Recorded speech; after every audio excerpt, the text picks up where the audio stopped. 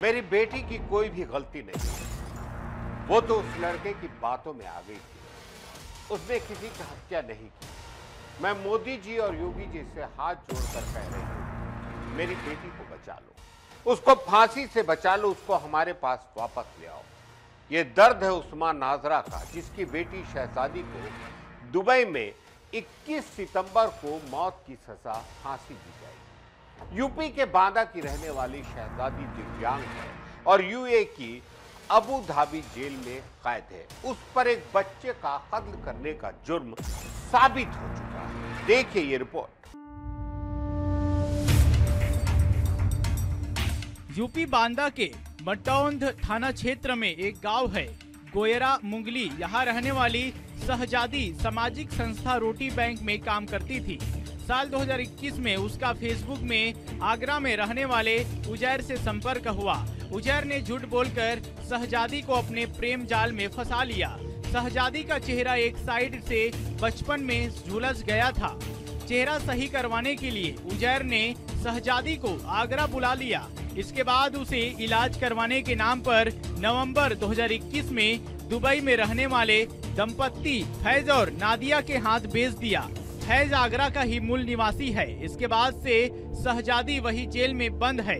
Dubai में शहजादी को जिन लोगों को बेचा गया था, उनके पास उसको नौकर की तरह काम करना पड़ता था। फैज और उसकी पत्नी शहजादी को बहुत परेशान करते थे। इसी बीच फैज का 4 महीने का बेटा बीमार पड़ गया। कुछ ही दिन में उसकी मौत हो गई। इसका इल्जाम फैज और उसकी पत्नी ने शहजादी पर लगाया। उसकी शिकायत पर शहजादी को गिरफ्तार कर लिया गया।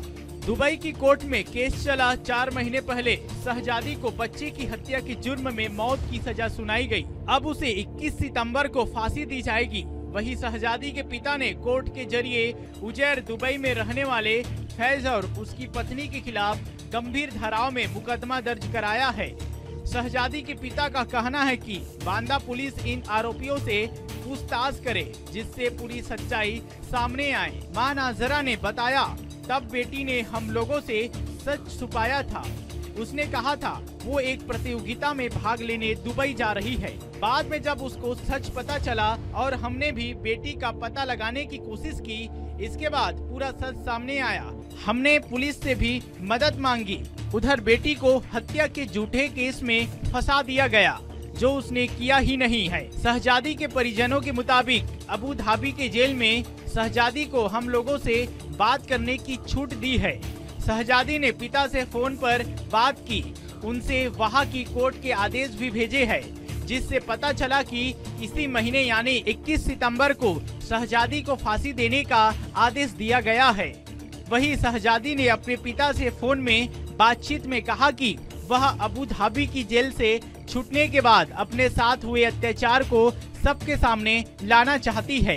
परिजनों के प्रार्थना पर बांदा सीजेएम भगवान दास गुप्ता ने आरोपी उजैर और दंपत्ति फैज नादिया के खिलाफ मानव तस्करी और धोखाधड़ी के तहत गंभीर धाराओं में पुलिस को मुकदमा दर्ज कर आरोपियों की गिरफ्तारी के आदेश भी दिए थे। पुलिस इनकी गिरफ्तारी के प्रयास भी कर रही है, लेकिन शहजादी की फांसी की डेट पास आने पर परिवार के लोग परेशान हैं। DA news plus desk, Raipur.